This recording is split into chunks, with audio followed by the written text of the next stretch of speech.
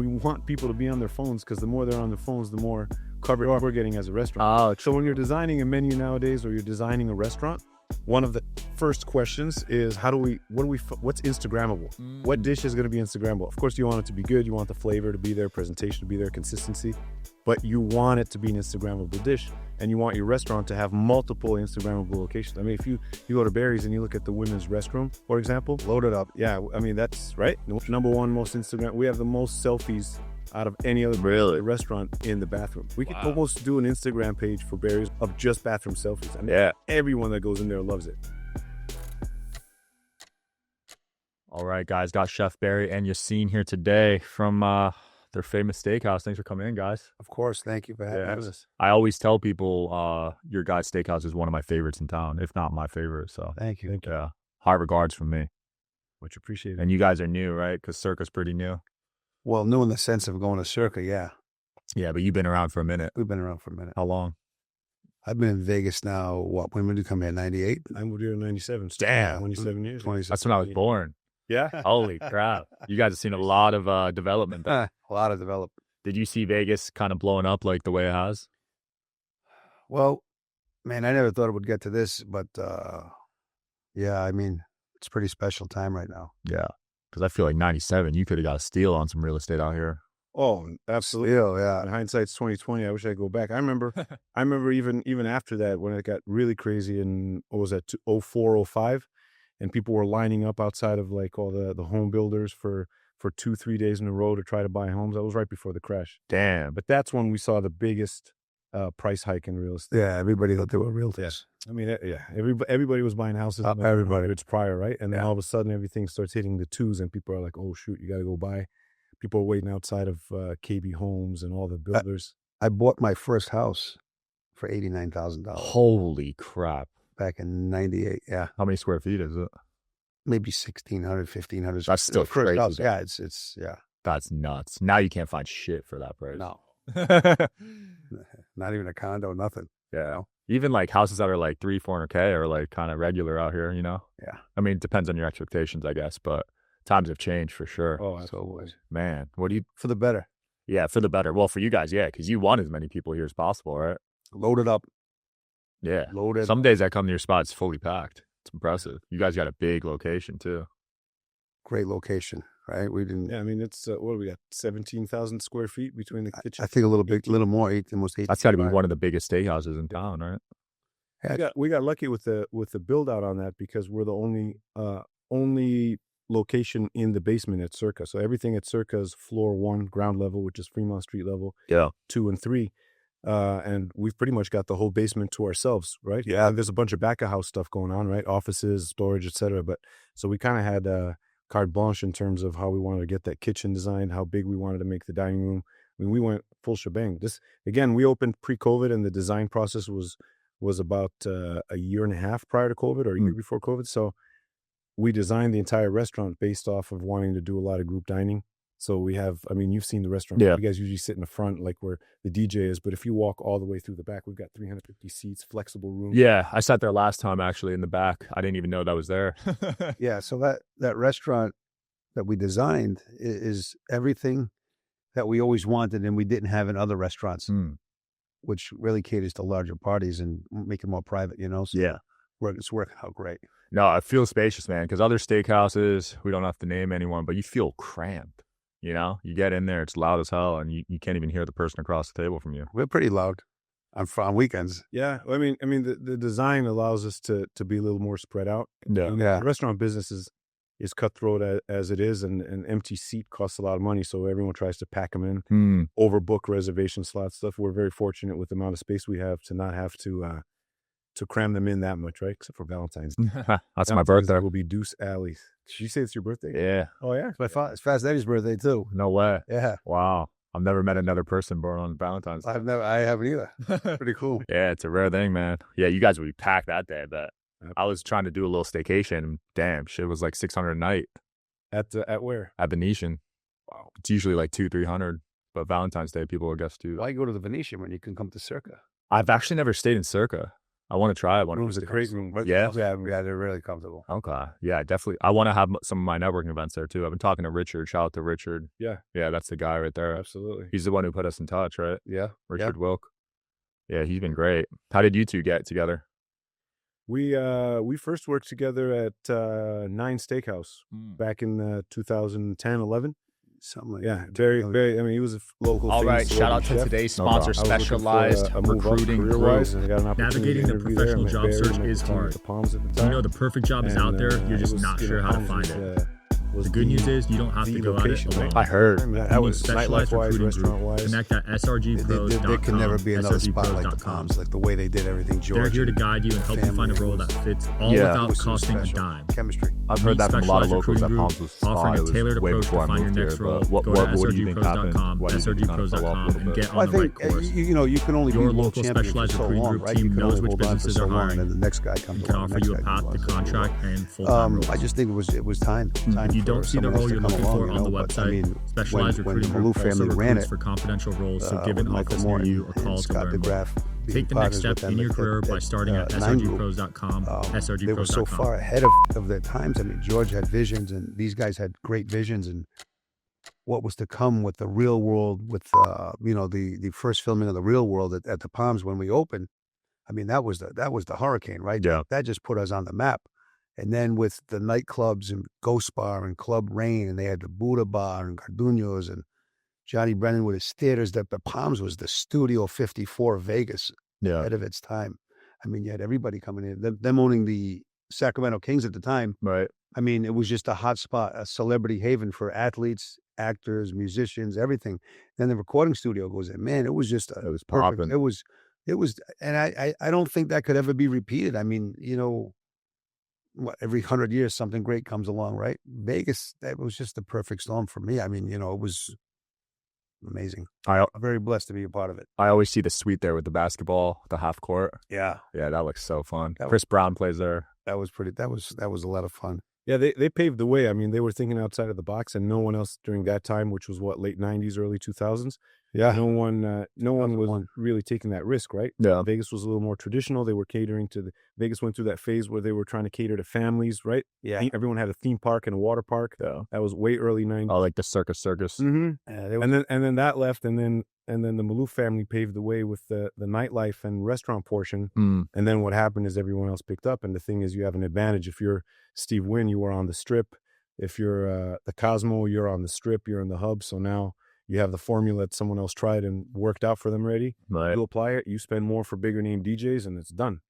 Yeah. I think that was I wouldn't say the downfall of the Palms, but I would say that was what took the trophy away and give first place to a lot of other spots. Yeah. Now it seems like the win is the spot, right? From what I hear. Yeah, I mean, when you talk about the perfect combo of nightlife and high end and big spending customers, there's no way you can discount the fact that the Win is probably the mammoth on the Strip, right? Yeah, I mean, I was there for dinner the other night, and we walked by XS, and I'm saying to my friend Tony, I says, "Can you believe this? Did we do this 20 years ago?"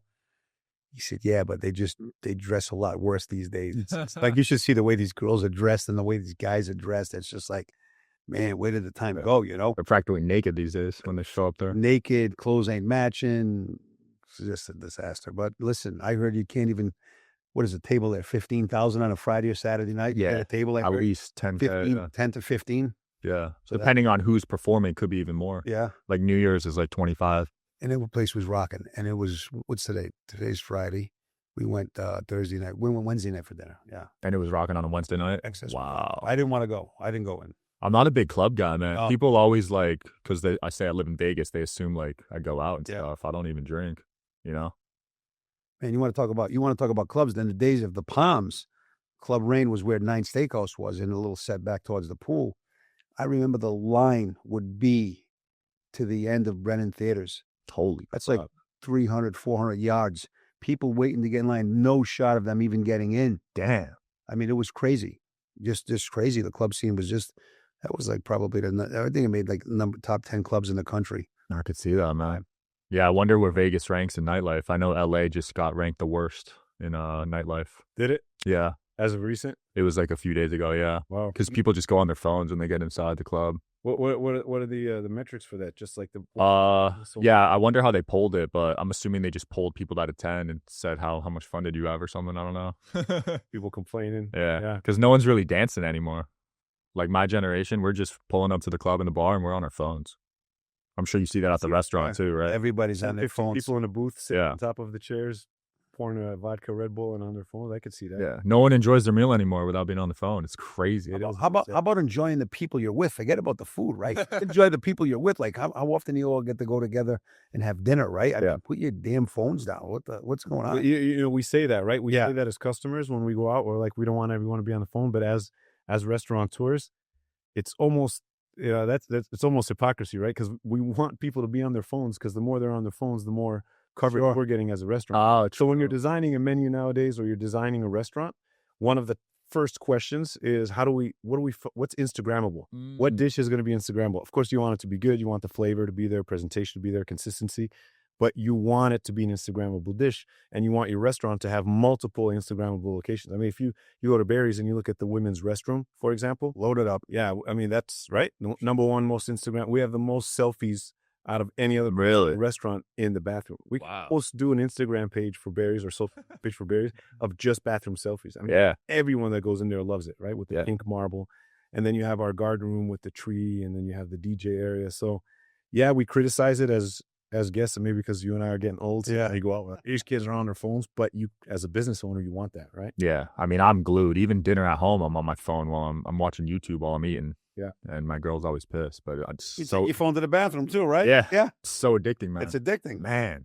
How much did like food influencers and social media change the business for you guys? Like people like Keith Lee and all those food influencers. Night and day over the years.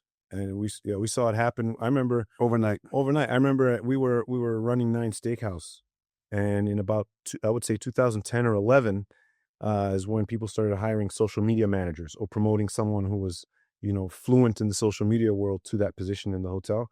And we have a meeting with our entire staff, and the property marketing VP was like, "Hey, you got to meet our social media manager." We're like, "What the heck's a social media manager?" And she comes in and she makes us all sign up on Twitter at the time and Instagram, create a page.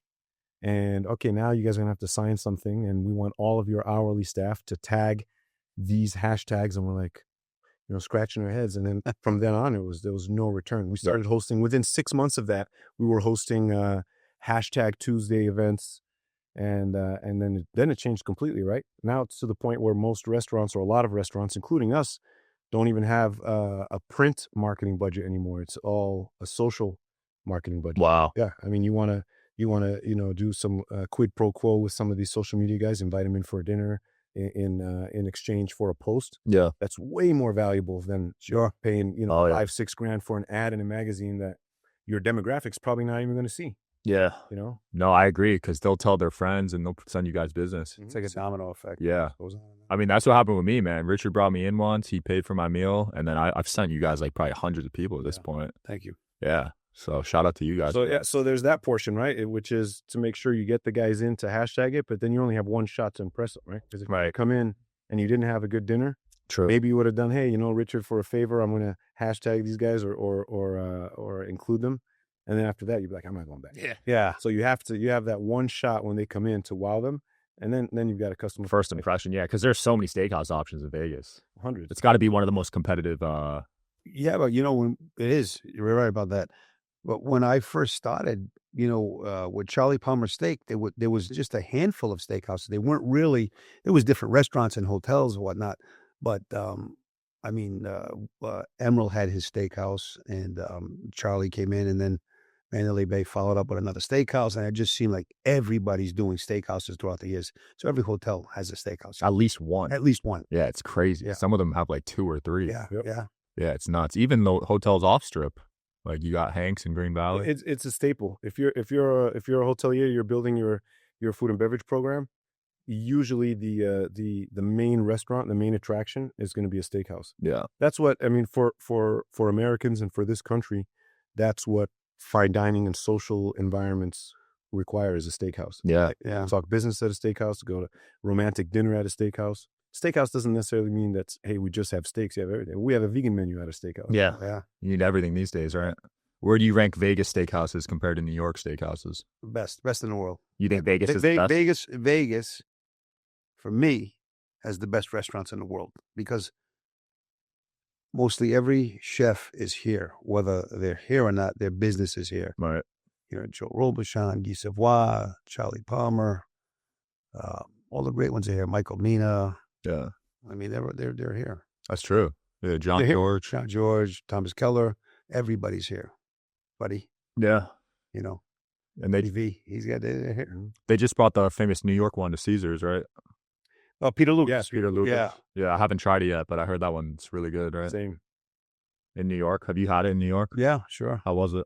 Well, New York's off the charts. That's a staple. I used to go there when you couldn't use a credit card. You'd have a Peter Luger credit card or it was cash. Oh, wow. But the times have changed. You know what I'm saying? So, yeah, New York was, it's an experience, you know. We haven't been to the one out here yet. We got a few restaurants that are on the list. Yeah. Sometimes it's hard to replicate because some of the pizza spots come out here. It doesn't hit the same, man. I grew up in Jersey. Yeah. And Vegas is a different beast, right? A lot of chefs come out here and think they can do what they do where they're from. It just doesn't work. Right. It just doesn't work. You have to know your clientele. We're going 27 and 28 years strong. We know our clientele well. We know what they want. We know how to produce. That's what we do great. Yeah. You know. Do you guys? Oh God. No, I was going to say a lot of that has to do when you see these restaurants that are successful in other locations, including overseas. A lot of that doesn't have to do with the actual owners or restaurateurs saying, "Hey, let's take a shot at Vegas." A lot of that has to do with it's like sports scouting, right? And like I'm a big soccer fan, and soccer clubs have scouts that go around the world and try to spot talent to bring them to the team. So hotels have that here, right? Their VP of food and beverage and their departments go around the world and try restaurants and try to convince people who own a restaurant in, I don't know, the Amalfi Coast or in London to open in Vegas. Wow. And a lot of times you see people turn it down because they feel that it's succumbing to and selling out, right? Succumbing to the capitalism and selling out. So they're like, nope, we're successful here in Tokyo, so we don't want to open in Vegas. But a lot of times it's too good. It's really an awesome opportunity for them. Yeah. You have a couple of VPs in nice suits that dine at your little restaurant in New York and convince you that, hey, we can open one in Caesars or at MGM. You guys are going to be successful. And then sometimes it's a flop. It's because exactly what Chef was saying. It's like it's a great little cute location, mom and pop joint in Brooklyn that's been successful for years, but it's not necessarily going to work when you have the masses that are walking through Caesar's Palace looking for the best deal, right? Yeah. And a cheap bite. So that's kind of what happens with these restaurants that come out. Some work, some don't. I mean, look at Bavette's. Bavette's is a famous eatery in Chicago, and it works great out here. I love Bavette's, man. That's my favorite spot for bone marrow. Yeah. Holy crap. They hook you up on bone marrow there. You have bone marrow with me or no? No. Oh, you got to do it. I got to try it. Yeah, okay. Yeah, please come on in. I'll definitely try. Bone marrow is one of my favorite appetizers. It's so good. I didn't know hotels were doing that. That's really interesting. Yeah. Other than Circa, which hotel do you think has the best dining in Vegas? I think it would be hard to deny that. You have I would say Wynn. Yeah, Wynn has a good platform, but Venetian's been known. I mean, especially with their former leadership in the food and beverage department, I think that they have one of the biggest platforms, one of the most renowned platforms. Yeah. They're bringing Kote too, the Korean steakhouse. Yeah, there you go. See, so I mean, they're always on the front. And look, they just they finally closed the deal with Jose Andres. A bizarre meet, right? I saw that. Yeah. The longest time was I actually opened that place. Oh, you did? In Sahara? Is that leaving the Sahara? Yeah. I think it's. Are they staying? And it's gone already, or is it supposed to be gone? Yeah, it's going to open up at the Venetian. Oh, okay. Yeah. Yeah. And then of course you have Cosmo, Aria, that whole combo. I mean, it's hard to battle them too. I think they're very very aggressive with their plan too. Overall, hotels serve good food. Yeah, it's hard to pick. Aria's solid. Yeah, Carbone, John George's, Dinte Fung's pretty good. The Asian spot. Yep. Yeah, I'm sure you guys are doing a lot of R&D on the side, right? Always. I mean, here in Vegas, and then traveling mostly, to get ideas. Yeah. Europe a lot, Middle East soon, and then just going around town and trying stuff. We go to Chicago for the restaurant show every year to stay on top of what's happening in our industry.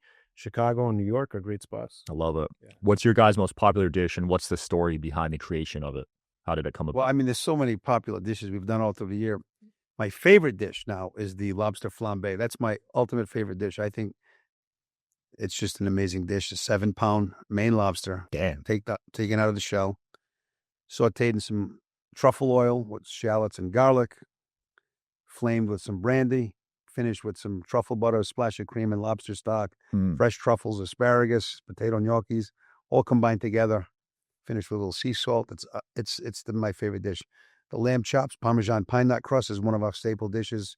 Bone marrow flies out of the restaurant, right? Damn, I didn't know that. Yeah, and our rib cap, our prime. Oh, I've gotten that. Alice muscle. That's just So good. we got so many great dishes, but my favorite dish is the lobster flambe that I prepare tableside for the guests when they come in. It's quite pricey, but listen, we're in Vegas. Treat yourself. Don't cheat yourself. Yeah, you make some money, hit the restaurant after. You know, my boy just made $500K last week. What parlay? Cosmo, no, blackjack. Oh, you gotta be on a you gotta be on a sick run. He was betting 10K a hand. He actually usually loses like 100 or 200K, but this trip he just ran hot. Really? Yeah. So does he? So what's his dining etiquette when he's playing? Does he actually stop for a full meal, or does he? Yeah, I actually grabbed a meal with him at what's that Asian restaurant in the Cosmo? Momofuku. Momofuku, Yeah. And they comp his meals and stuff. So yeah, he eats. I mean, they comp you a lot when you're gambling that much. All his shows and everything. That's the cool part about Vegas, you know. Some of the most interesting guests for us over the years have been gamblers, right? Yeah. And they're different types of gamblers. They're poker players, and poker players just take a full-on, 2-3 hour break and go have a dinner. Then you have blackjack players, and you have sports bettors at Circa, obviously with the what Derek Stevens built with a sportsbook wise. But the most interesting is picking these guys' brains when they eat. Some of them want to talk. Some of them are just like, hey, I'm here at the bar. I want to grab a bite and go. Yeah, right. But they're also some of the best tippers is, gamblers. And I don't know if that has to do with the fact that they just won or not, but I think it's just part of their Could play a role. Plus they believe in karma, I feel like, right? Good energy. Yeah. Vinny Paz won, my friend, just got inducted into the Boxing Hall of Fame. Yeah. And he was in Vegas after Roy Jones had just beaten him. There's a big story behind it. He was in Vegas. I think he dropped like 100,000, and he had a couple of dollars in his pocket. And he's walking down the street when it was Bally's at the time, and I don't know, a casino host sees him walking. He says, "Hey, Vinny," he says, "What's happening?" He goes, "Hey, what's up?" He goes, "You gonna come and play?" He goes, "I don't get too much money on me right now." He says, "But he says I'll give you a line. I think it was $10,000 or $15,000." He wins almost $1 million. What? That night, yeah, with a $10,000 or $15,000 line. Wins almost. Holy crap. Marty Kunkel was the dealer, and I met Marty throughout the years, and he comes in with him every once in a while. They still talk to each other, but for like 10 or 15,000 to win $1 million, and the guy was splitting tens, doubling down on tens, and getting an ace. That's the luck and the horseshoe he had in his ass, right? I mean, that's crazy. Dude, that's the biggest ROI I've ever heard. That's the big. It's a true story. Yeah, because usually to win $1 million, you need to start with 6 figures at least. 10 to 15, might even have been 12. I don't know what the exact number is. My gosh. He was. Did he come in? He was in town this week. I didn't see him. Yeah, that's nuts. Vegas is known for legendary stories like that, right? There was- I'm sure a lot of guys celebrate historic nights at your spot, right? Yeah. I've seen you guys cook for a lot of famous people after fights and A stuff. lot of famous fighters, singers, everybody comes in. Yeah, It's really cool. We're blessed. that's impressive. You guys really crush it, I think, on the word of mouth and the marketing aspect. Thank you. Compared to other steakhouses. I don't really see other steakhouses doing that. Thank you. Right? Yeah, I mean, it's it's also respecting the privacy of these people when they come in. So a lot of places have automatically call their whole PR and marketing department down from the hotel to start doing pictures and making them sign stuff. And for us, it's like, hey, we just let them come in, have dinner, and if they're in the mood, we'll do a picture. And if they're not in the mood, we're like, hey, here's my card, here's my number, Right. the owners, and then that just makes them come back. I love I it. love coming back like that. Yeah. I tell them sign it or you're not eating. I also think downtown is kind of more low key too. For sure. It's a lot of people thought when we were going downtown, they're like, you guys ain't gonna make it downtown. There's nothing happening there. It's a dead horse, But And I'm like, you don't know who you're dealing with. We got a great team. We produce great product. Punch Design did our restaurant. Jem did our kitchen. I mean, we know how to. People just have to come. We know how to put it together. And it's a very special place. Yeah. Very, very special. yeah, not many reasons for me to go downtown, but you guys, I will make that trip for sure. It's it's simple. People don't think it's hard to get there. You just pull into Circa Valet under the hotel part. You pull right in. You're less than 150 feet from the escalator to go down. You can take an elevator or an escalator down. That's the luxury of being in that basement is easy access to the restaurant. Yeah. You don't have to wait. Super easy, yeah. Super easy. Even the South Park's not that bad of a walk. No, it's not that bad of a walk, you know. Yeah. Yeah, I love it, though. They made it good. What do you guys got planned for this year? Any events or anything cool coming up? What do we have cool coming up? February. Of course, Super Bowl this weekend, Mother's Day coming up. Well, let's go into the future. Yeah. This year was the first year that we did Thanksgiving to go, right? And it went really well. I think we did 300 dinners to go, maybe 300. Close to 4. Close to 4. And you know, the best way to learn is by doing something and seeing what the mistakes are and how you can get better. And this year is going to be much, much better. You know, we're going to do some different sides. The price will be right around the same. Yeah. It's going to be bigger and better and easier. I mean, first of all, it's very, very easy. You just pull into valet. We personally take the food out to you. But we're going to make that for me. I'm excited for that in Thanksgiving time. It's going to be pretty cool. That's such a smart idea. Who came up with that? Thanksgiving to go. It was a collaborative effort with Circa jumped in on that a lot as well. Yeah. Their marketing department and Derek Stevens give us the blessing to use the valet. But in this day and age, especially after COVID with cost of goods, it's very hard for restaurants to survive anymore. So you throw competition in there, which already exists in a city like Vegas. Now you're not only fighting for top line revenue, you're scrambling to make your bottom line, be successful. So you've got to think outside the box. So to go, most restaurateurs prior to COVID didn't like to do to-go orders because you feel as a chef or as a restaurateur that your best product is served right there at the restaurant. Yeah. Most people take it to go and it's in a box. It's not going to be a good representation of your restaurant. But after COVID and everyone was doing to-go orders and you have the advent of all of the, Uber Eats and all the rideshare eateries, you kind of have to jump on board. So now every year, we close the year planning for the next year to think, how are we going to make the bottom line larger by not sacrificing anything for the guests, and then doing to-go orders the way we did Thanksgiving is definitely a successful way to do it. Yeah, that's going to be cool to see this year how that turns out. The rising costs, I did want to talk about that because you see people on social media complaining about the price of eating out, but you guys got hit hard on that, right? Super hard. So the meat industry, poultry industry got hit a couple years ago. I mean, it's crazy. When you look at, sometimes I sit back and I look at a P&L, a profit and loss statement from a restaurant we were running maybe 5-6 years ago, and you compare it to today, it's almost like you're in a different country, in a different era. Yeah. Wow, it's that drastic in 5 years. And listen, if you have anyone on the show that has a breakfast restaurant, they're dying right now because really? They're dying eggs. Oh, eggs are it's just nuts. I just paid $14 for a dozen of organic eggs. I couldn't believe it. Wow, that's crazy. Yeah. So you're constantly having to think of creative ways to maximize your bottom line, and then there's just some things that hit you just out of control, right? So if we don't have as much eggs on our menu as breakfast restaurants do, but you have to find ways to get creative, all by not sacrificing your quality. So the easy answer is you raise your prices, right? But how much can you keep raising your prices in the restaurant business? There's a point where you raise your prices and you're going to lose revenue because people are going to be like, dude, I'm not paying $100 for a filet. Right. Like when I saw fillets go up in the last couple of years, when we were doing our R&D before opening Barry's, we went to, I want to say it's Prime at the Bellagio maybe in 2019 or 2020.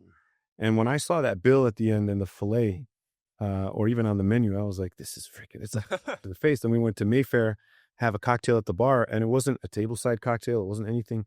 It was just a regular old fashioned, and it was like $28.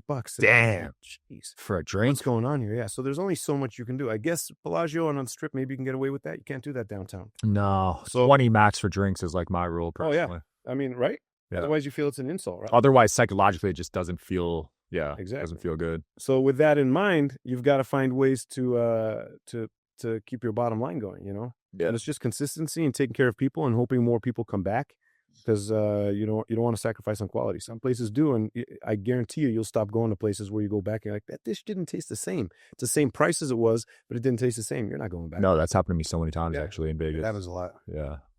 You guys saw New Surrey just closed last week, Salt-based restaurant. Yeah, we went there first week it opened. I think it was too expensive personally.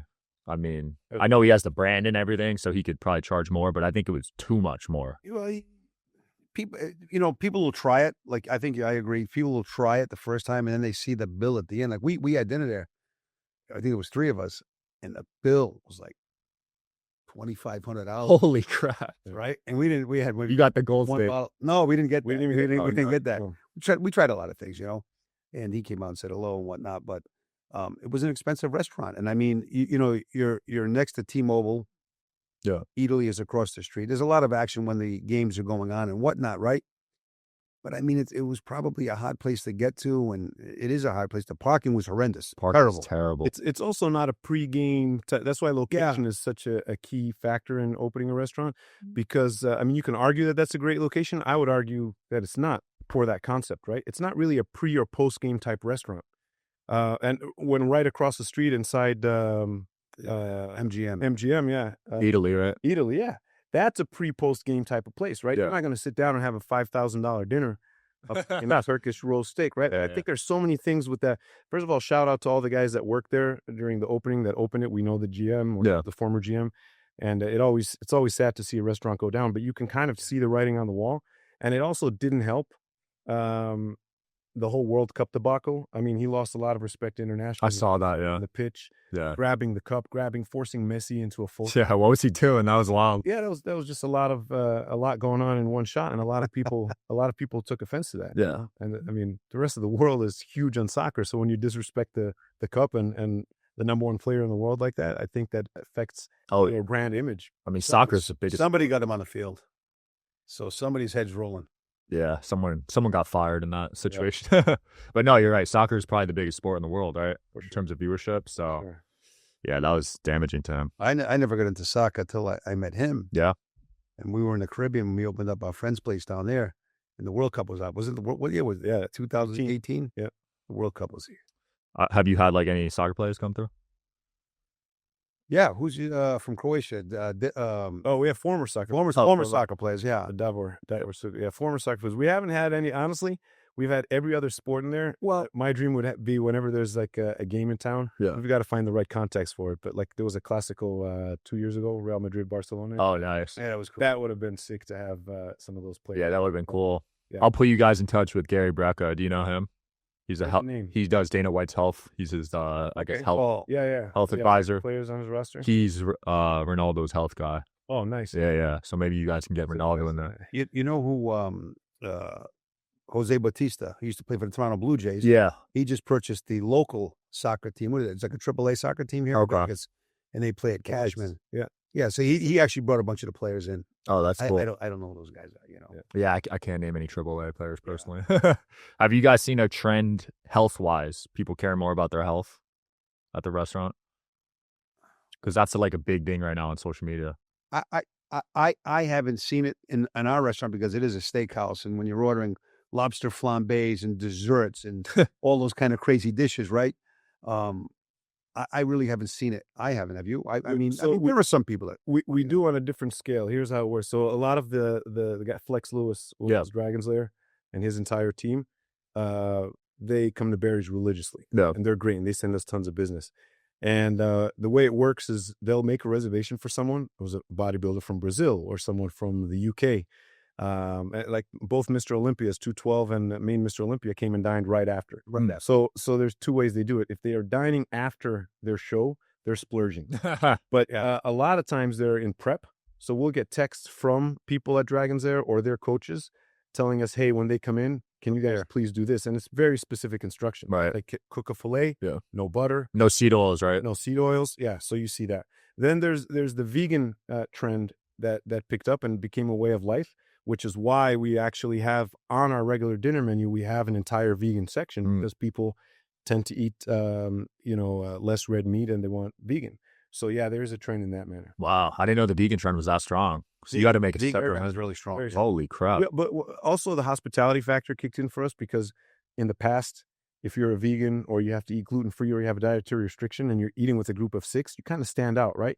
And it's not the best way to make a guest feel. So let's say you're the vegan and us 3 dining, you have to ask for a separate menu or they're going to talk to the chef for you. Right. So if you include those items on the regular menu, it makes them feel included into the dining experience, which for us is what hospitality is about. That makes sense. Yeah. Are you guys on the food delivery apps too or no? We are not. Was that by choice? Yeah, and I don't think There was a whole debacle with that before we even started. It was during COVID, the rates of Uber Eats and everyone jumped in with all of the local restaurants in terms of how that works. But I don't think that there's going to be much of a demand for higher end. Yeah. You know, we don't foresee anyone going on there and ordering $300 worth of steak on Uber Eats. I could be wrong. Yeah. I mean, maybe that's something we need to explore. I don't think so, because I think if somebody wants something to go, we do a lot of to go food. Believe it or not, people come and pick up some stuff. But I agree. I don't think we should. Yeah, I was asking because I don't see many good steakhouses on. I order Postmates like 5 times a week. Yeah, and I never see any like nice steakhouses on there. Would you order from a fine dining steakhouse if you wanted a filet mignon? I would try it, but it probably wouldn't taste as good, to be honest. No, because steak, traveling. steak you got to eat hot. Yeah, so that's a good point. It'd have to be quick delivery for it to be worth it. Because if it gets there cold, then paying $100 for cold steak, you know? Yeah, I was. Damn. And then you're reheating. So if you're keen on your temperature of your steak, you're changing that completely. Yeah. Depending how you reheat. No, that's facts. Like when I microwave food, it doesn't hit the same ever, you know? Well, guys, where can people find both of you on social media and learn more about Barry's and Circa? So we're for the restaurant, we're at Barry's Prime, BARRYSPRIME, right? At Barry's Prime. We're pretty active on there. We repost a lot of the stories people post, and a lot of our events and food is on there. But at Chef Barry. At Chef Barry. Chef Barry. Cool. We'll link it below, guys. Definitely check them out. One of my favorite steakhouses in Vegas. Thanks for coming on, guys. Thanks for having us. Great to be here, and thank you for having us. Absolutely. Come and have some bone marrow. Oh, I will. That's on my list next week. Come on. All right, guys. Take it easy. Thank you. Thank you.